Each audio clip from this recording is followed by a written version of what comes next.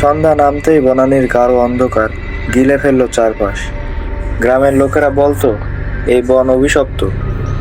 কত বছর আগে এখানে এক রাজকুমারীকে নৃশংসভাবে হত্যা করা হয়েছিল।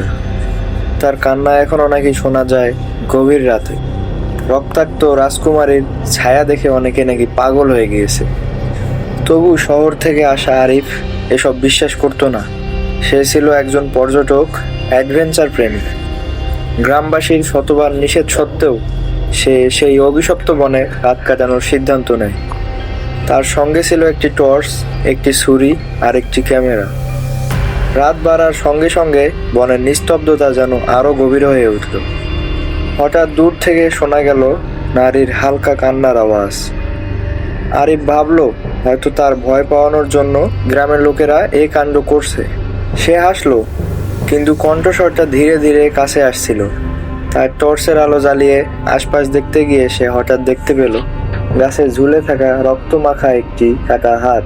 তার শরীর ঠান্ডা হয়ে গেল, কিন্তু ভয় না পেয়ে সে ছবি তুলতে গেল।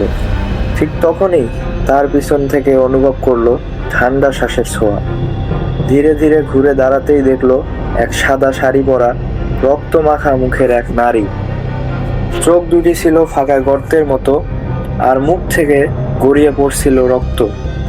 আরিফের হাত থেকে ক্যামেরা পড়ে গেল। নারীটি ধীরে ধীরে তার দিকে এগিয়ে আসতে লাগলো। আরিফ পালানোর চেষ্টা করলো, কিন্তু পা যেন জমে গেছে। হঠাৎ নারীর বিকট চিৎকারে চারপাশে গাছগুলো নড়তে শুরু করলো। আরিফ ছুরি বের করে এদিক ওদিক অন্ধকারে ছুটতে লাগলো। কিছু একটা ছুলো। মুহূর্তেই কান্নার আওয়াজ থেমে গেল। মনে হলো সব শান্ত। আরিফ হাঁপাতে হাঁপাতে বনের প্রান্তের দিকে এগোলো, কিন্তু পথ যেন কখনোই শেষ হচ্ছে না। হঠাৎ সে অনুভব করলো কেউ তার কাঁধে হাত রেখেছে। পিছনে তাকাতে গিয়ে সে দেখলো সেই রক্তাক্ত নারী তার ঠিক সামনেই দাঁড়িয়ে আছে। এবার তার ঠোঁটের কোণে এক ভয়ানক হাসি। নারীটি ধীরে ধীরে বলল, তোমার মৃত্যু আমার সঙ্গী হবে।